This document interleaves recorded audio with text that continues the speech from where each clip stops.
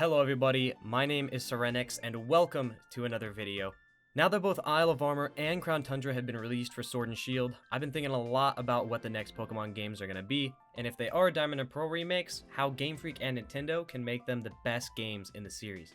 I want to start off by saying that there's no real evidence suggesting the next Pokemon games will be Generation 4 remakes, but given the fact that it's been nearly 6 years since Omega Ruby and Alpha Sapphire, I think it's safe to say we'll hopefully be seeing them within the next few years. Also, these are just my thoughts and hopes for the remakes. If you have anything you'd like to see in Diamond and Pearl remakes, be sure to let me know down in the comments below, as I'd be really interested to see. But with that out of the way, let's go ahead and dive right into my hopes for Diamond and Pearl remakes.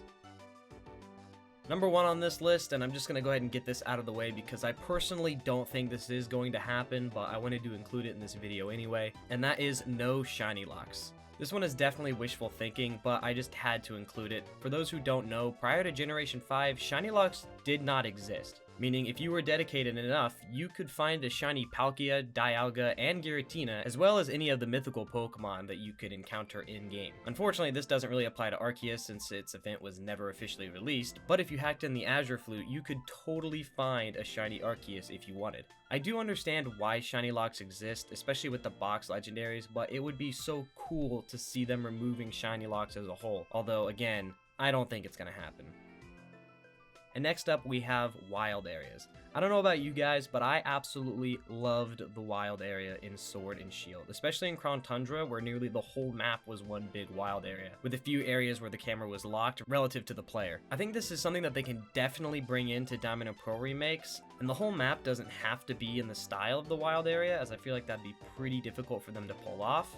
But making places like the towns, the snowy area leading up to Snow Point City, the 3 lakes, and even some of the coastlines in the world into wild areas would definitely be pretty sweet. I think they could definitely pull this off and allow that 360-degree camera movement in these areas, while keeping the connecting routes to a fixed camera angle. I think that would be perfectly fine in my opinion. And seeing as I feel like a lot of people really enjoyed the wild area, I could definitely see them doing this in Diamond and Pearl remakes.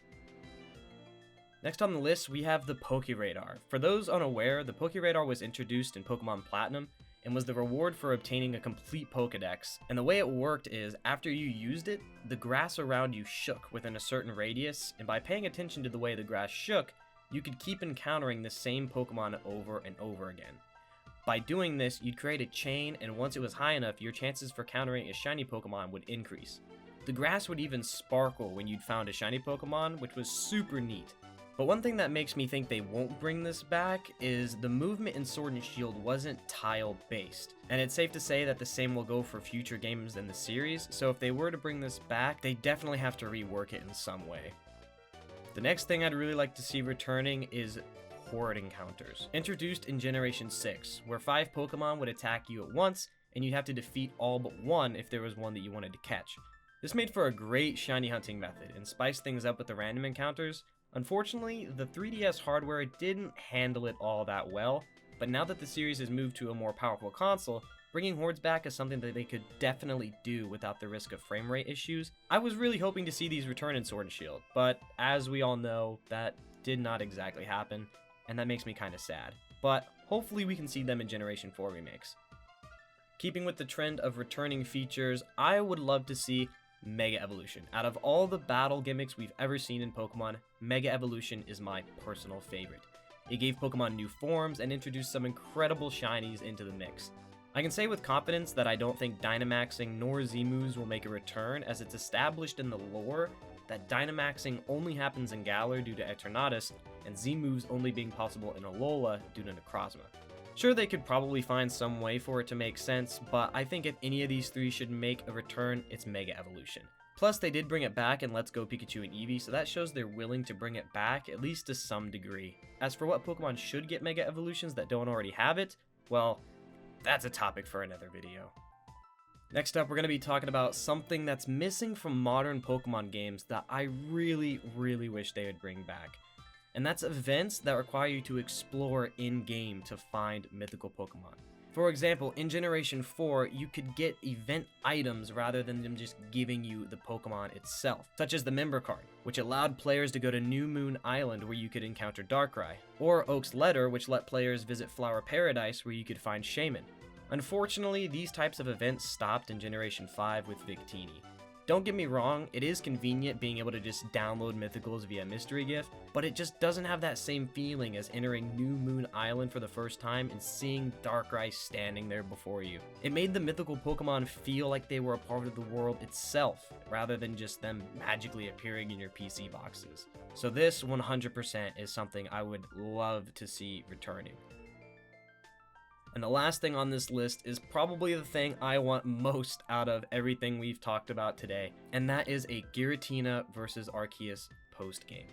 In Omega Ruby and Alpha Sapphire, I absolutely loved the Delta episode during the post-game that allowed players to encounter Rayquaza and Deoxys, the latter only being available through previous events in the core series.